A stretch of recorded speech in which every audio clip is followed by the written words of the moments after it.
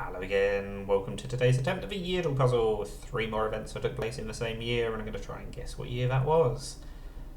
And I'm going to be leaning very heavily on that third clue. That first clue, the first time I read it, I was thinking, I've got no idea when that was. That might even be a Roman event. But no, it's definitely not 400 AD or even earlier. Because that third clue means, I mean, it's after 1066. 1066 is when William I, William the Conqueror, became King of England. So obviously William III has to be somewhere after that. I don't know how far after, that's the problem, because Henry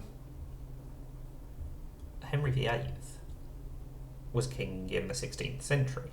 So you know that if you get a Henry mentioned that's between the 1st and the 8th, it's got to be between 1066 and 1566, give or take. Whereas William III, I feel like the Williams were a lot more spread out. I've got a feeling that maybe William III was even the William who married Mary in about 1701 to pluck a year out of thin air. So theoretically William III could be 1100 or 1700. I'm not quite sure. And I don't know anything about those first 2 clues, so that's not really going to help.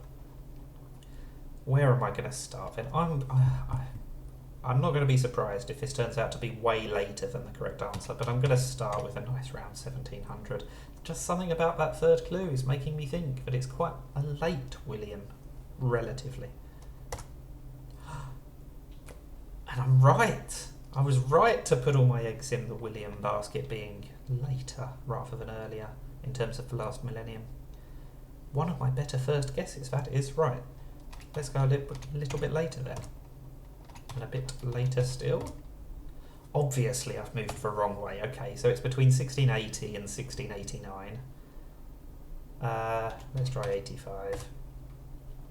Oh, that's not helped, because it still could be closer to 80 or closer to 89.